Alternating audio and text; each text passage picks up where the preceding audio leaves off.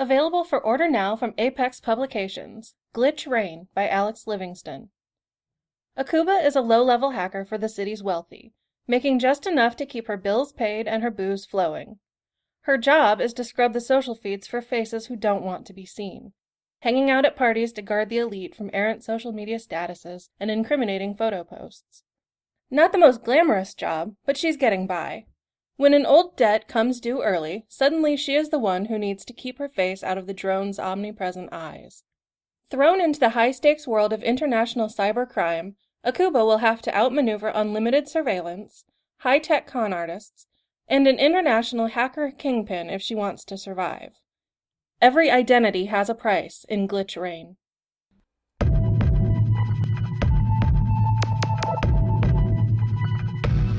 The Four Gardens of Fate by Betsy Phillips. Published in Apex Magazine, issue 81, February 2016. When you ask most psychics why they won't just learn the lottery numbers and play them ahead of time, they're going to tell you that's not how it works. You can't just get the numbers. Of course you can. The real question is not whether you can get the numbers, but what happens to you when you get them. Georgette Washington, an occasional policy player, got her numbers in 1973. Her husband had just returned from the war. They had 2 small children, and she felt certain that those numbers were going to be the key to her family's happiness. They'd buy a house in a nice neighborhood with a good school. They'd put money aside for the kids to go to college. They'd have a car that didn't need repairs they couldn't afford. She wouldn't have to take Mrs. Miller's hand-me-downs and pretend to be grateful. Put yourself in her position. Sitting there, at your tiny Formica kitchen table, a pencil in your left hand, even though you, Georgette Washington, are right-handed, and a napkin with numbers scratched on it.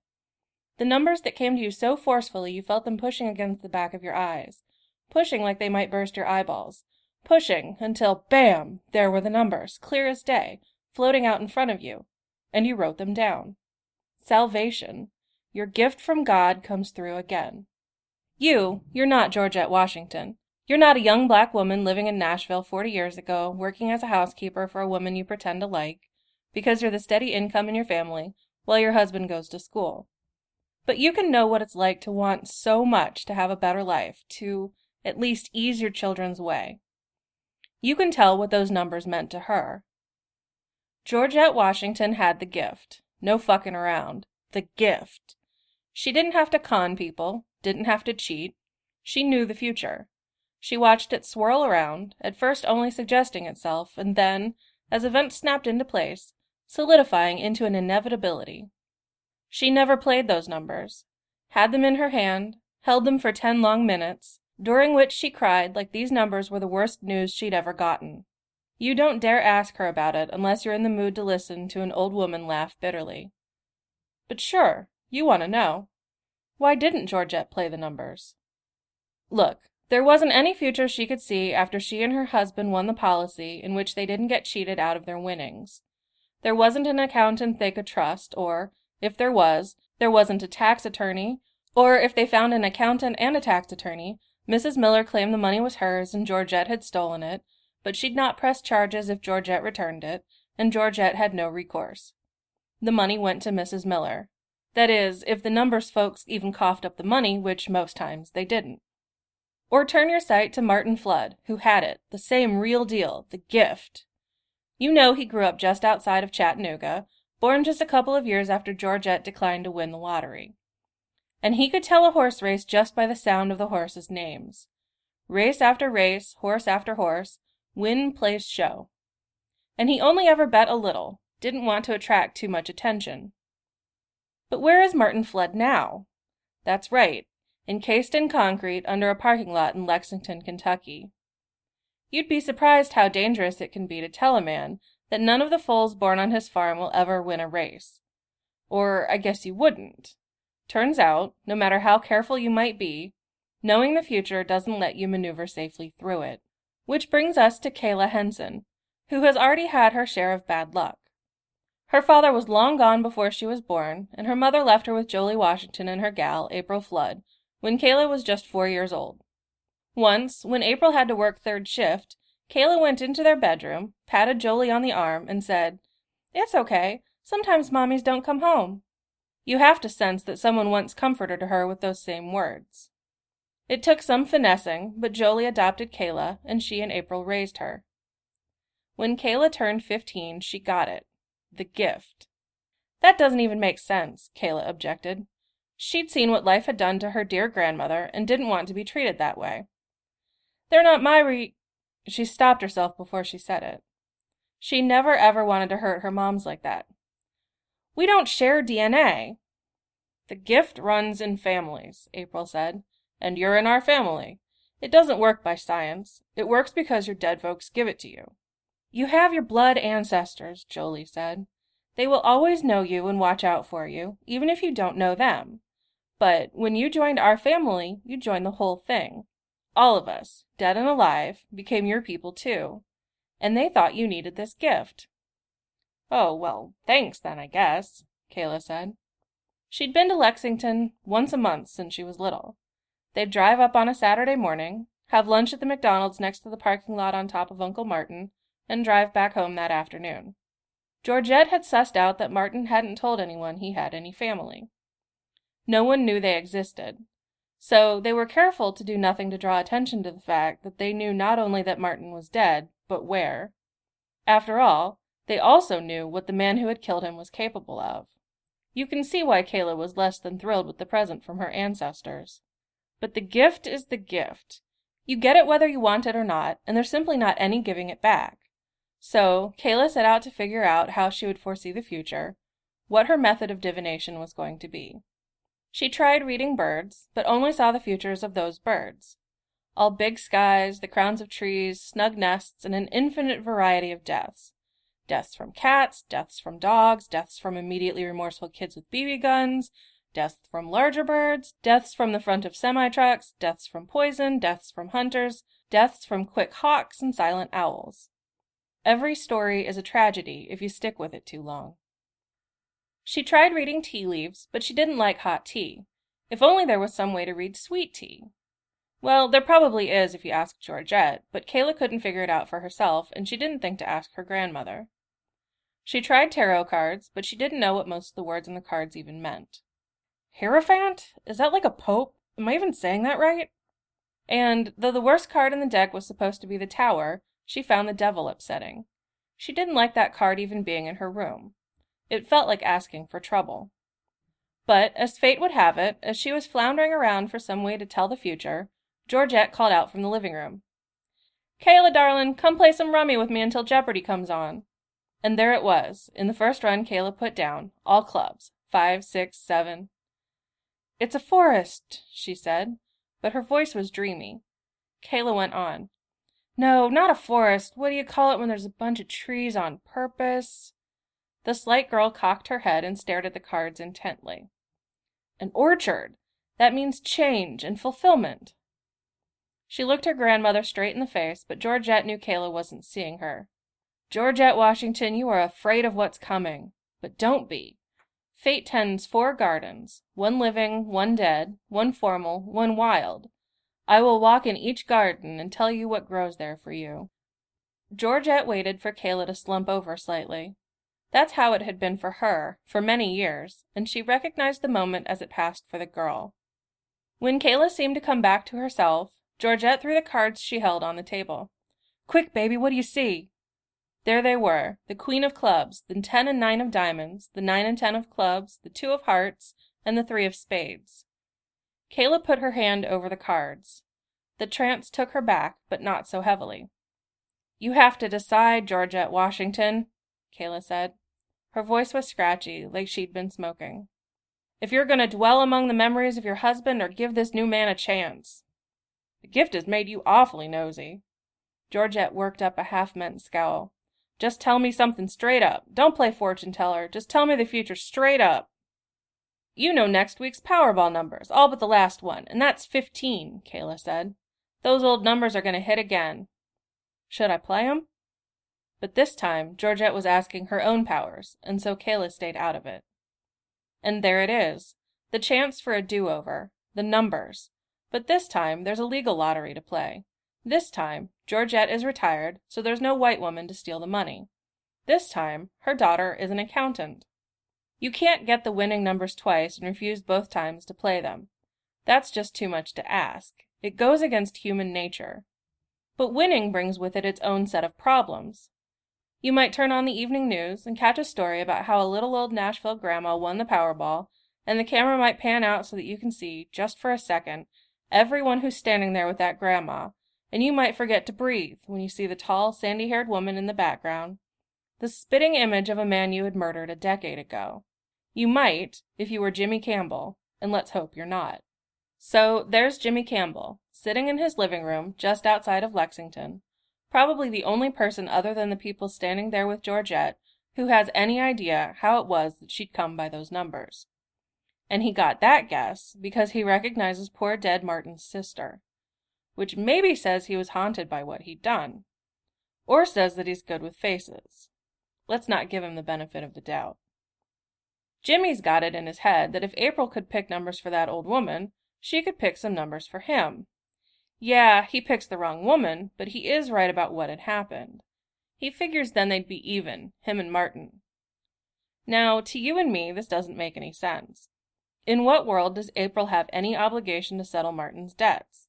In what world does Martin's death not make him square with Jimmy? In what world is Jimmy justified in punishing Martin for telling him the truth? Not in this world, but I guess in whatever world Jimmy is living in. And here's the other thing. It's not like Jimmy even needs the money. He has a horse farm so beautiful it would make God jealous, and an 8:45 tea time at the country club. He has enough money to pay a couple of guys he knows in Clarksville to drive down and kidnap Kayla, so he can hold her for ransom. That ransom being the lottery numbers which April would give him. Here's how it will happen, then. Kayla will walk home from the bus stop. One of her friends will have offered her a ride, but she'll be pulling cards all day, and it will always be the 10 of spades she pulls for herself, which will make her feel like she's being chased. So she'll want some time with just the noises of the city and the quiet in her head to try to make sense of what will be there for her in the garden fate keeps wild. The two men will be clever. When they find her, they will stop and let her get about a block ahead of them. The quiet one will get out of the car and start after her on foot. She'll be slow, lost in her thoughts, and he'll be quick for a man his size. The driver will pull up next to Kayla, rolling down his passenger side window to ask for directions. But see how he'll make himself seem safe? After all, it's going to be a big old car, and he'll be clear over on the other side of it. If she puts her hands in her pockets before she leans over to talk to him, she'll leave nothing out for him to grab hold of. But when she bends at the waist, the quiet one will swoop up behind her and push her right through the car window. The driver will tuck her head down, and there she'll be, stuck with her hands in her pockets, upside down on a bench seat of a car almost as old as her mom's. "I'm so fucked, I'm so fucked, I'm so fucked," she'll say to herself. She'll scream, but people will pretend not to notice. And later, they'll pretend they feel bad about that. Maybe some of them will.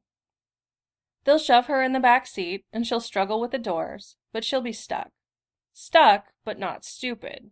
What she'll need is to somehow be where Georgette and her moms will look for her. The paths through Fate's garden fork, it's true, but some trails are more obvious than others. Since she and her grandma can both see the future, all Kayla will have to do is steer events, as she can, to the future most likely to be the one Georgette will focus on. Maybe that doesn't make sense put that way. But, okay, think of it like this. Say you have a grandmother and her favorite color is purple. I give you 3 balls, 1 green, 1 yellow, and 1 purple, and I ask you to choose which one your grandmother would choose. Don't you pick the purple ball? Of course you do. When Georgette sits down at the table and lets that pain crawl from the back of her skull, pierce through her brain, squeeze her eyeballs like grapes until pow! There's the future in front of her eyes, 3 or 4 possibilities. She squints until one likely outcome comes into focus. Here's what Kayla knows about her grandmother. Georgette is resigned to a certain amount of insurmountable bullshit. She puts other people's needs ahead of her own, even if it makes her unhappy, and she has a deep and abiding faith in justice. Not in justice, not in bad guys getting caught and punished. She knows that doesn't always happen. But in justice, in good eventually winning out. So Kayla is going to pull her cards and see 3 possible futures for herself. The ace of spades, which will tell her she ends up dead, alone, and undiscovered. The King of Hearts, which will be another card of desperate endings, though maybe not for her. And the Laughing Boy, the Jack of Diamonds, which she'll take to mean her dead uncle is watching out for her, and that he might indeed be having the last laugh before all this is through. She'll throw her lot in with the memory of her uncle. She's going to know her grandmother would, too. She'll sit tight and wait for another moment in which augury seemed appropriate. That won't come until they're clear to Lexington. "You want some McDonald's?" the driver will ask her as he pulls into the parking lot. Kayla will have to fight not to smile. How many times has she eaten at this very McDonald's? How many times has she sat facing the parking lot next door, the very parking lot her Uncle Martin lies under? Hell yes, she'll take some McDonald's. Of course, she can count on Georgette and her moms to make their way to this spot. And yeah, she will pull 3 more cards, see which path to take next. All kings. All paths lead to the man in charge. This means that though she'll be amazed when they drive out to Jimmy's house, she won't be surprised that there is, ultimately, some mastermind who bosses her kidnappers around. "I don't really understand America anymore," he'll say when he sees her. She doesn't look like either the Flood gal or her partner, which he'll say with a particularly obnoxious sneer. Doesn't anyone stick with their own kind anymore? Now you got everyone marrying everyone else, raising kids that don't resemble either of them. He'll turn to her. How do you even know who your people are? I don't get it. It will be mostly a question he doesn't expect her to answer. "What do you want?" Kayla will ask, because she won't want to have to wait until she can be alone with her cards to find out. "I want your mom to do for me like she did for your granny. I want some lottery numbers," Jimmy will say. "I reckon they'll trade me that to get you back." Kayla will spend most of her evening in the dark in a closet that, but for the lack of a window, is fancier than her bedroom at home. She'll use the little light seeping in from the outer room to read the cards again. She'll pull the Queen of Spades, a woman wild and unexpected. Maybe that could be her. Maybe that will be her if she tries. She'll pull the 5 of Hearts, which in the dim light will look to her like a gift to be given. She'll pull the King of Hearts, the man to whom she should give the gift, this powerful asshole who will have her in a closet. And why not a 4th card, to see what's at play in all 4 of Fate's gardens? There he'll be again, the laughing Jack of Diamonds. Kayla has only recently learned to see the future, and no one in her family had ever learned to read the past. But the past is going to come to her anyway. She'll see that Jack of Diamonds, and she'll get it. Everything I've told you here. How Martin had read the future of this very farm, how he had not lied to Jimmy about that future, even though, surely, he must have known what would come of it. How he died, alone and scared, and how Jimmy couldn't even be bothered to oversee it himself. How Jimmy had just sat alone in this big old house, feeling certain he had prevented the terrible calamity that would have come from everyone knowing his horses couldn't win. But justice comes. Georgette isn't wrong about that. "I could just show you how to do it for yourself," Kayla will call out from inside the closet, over and over, until he bothers to come investigate the noise and to hear the offer. "Do what?" he'll ask. His breath will already be whiskey-tinged. "Read the future in a deck of cards," she'll say. He'll let her out of that closet and sit her in a chair in the dining room. He'll tie one hand behind her back and both legs to the legs of the table. "I'm gonna pee myself," she'll say, but he won't care. He has women to clean that kind of mess up for him. "Show me," he'll say. He'll sit at her right hand, crouching over the card deck, like he both wants to touch it and is afraid to. "Shuffle. When you feel like they've been shuffled enough, turn the first card over." 10 of clubs, he'll announce as he flips it. He'll look at her, like he's waiting for her to be magic. To me, the clubs are on purpose. They're the place where fate tries different things, just to see what will come of it. It's the most like gardens, how we have them here, she'll explain. "I don't see that," Jimmy will say. "You have to kind of look straight at it, and then try and see what else is there, like what things it reminds you of. That's where the future shows up, at least for me, when I'm just letting my brain kind of run on with itself," she'll say. Jimmy is going to pick up the card and study it. "What do you see?" she'll ask. "A fucking card." "Okay, but what's also in your head?" He'll study it some more, and then he'll say, "I think I get it. I mean, this kind of looks like a tree-lined pasture, right?" "Okay," she'll say, nodding. That's not what she's going to see. She'll see an orchard with something hidden in the middle, though what, she won't yet be able to tell. But... And now his voice will change. It'll kind of soften. There's nothing in the pasture. This beautiful place, and it's empty, not being used for the thing it's supposed to be used for. Next, he's going to draw the 5 of spades. Kayla will start to explain to him what it means to her, but she'll see on his face that he's barely paying attention to her. He'll hold the card out at arm's length, and then turn it up, so that it will catch the light from the enormous chandelier. He'll draw the card closer to him, and then, just as it seems like he might touch it to his nose, his face will change. His eyes will glaze over. He'll go into some kind of trance. He'll sit quietly for so long, Kayla will wonder if he was asleep. Then he'll sigh. "There's no way," will be all he says. Who even knows what he might mean? He'll put the card face down in front of him, and it'll seem like he's resolving to not think any more about it. And then the 3rd card, the King of Hearts, sword to back of head. When Jimmy looks up at Kayla, she'll swear she is looking at a different man.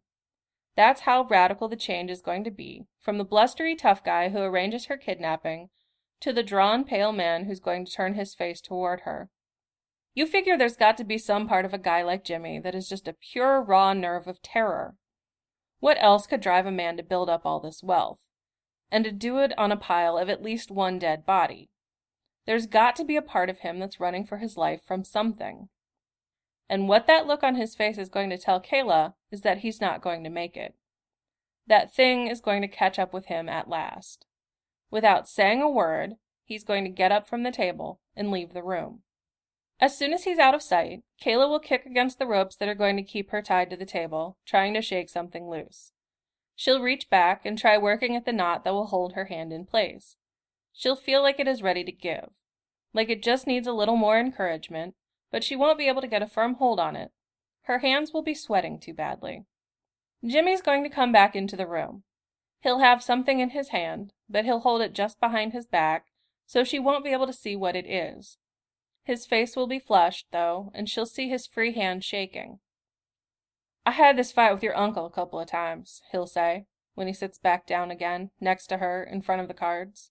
"Was I cursed all along and your uncle just pointed it out, or was I fine and then he cursed me?" "Mister," Kayla will say.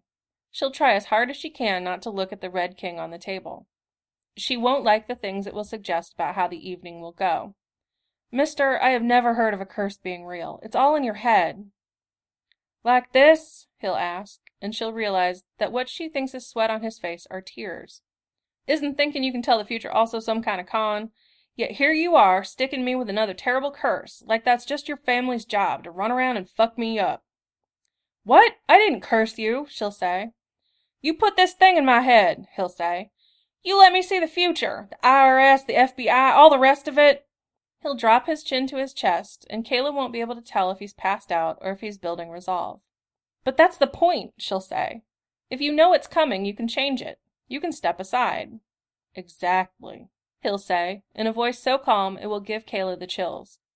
She'll make the mistake of glancing down at the table, and so she's going to know, a second before he puts the gun to his temple, a second before blood and bones splatter against her, and a second before she'll swear the bullet goes tumbling right by her head, and since she'll know, she'll start screaming, so loud in her own ears that the thunder of the gun will barely register.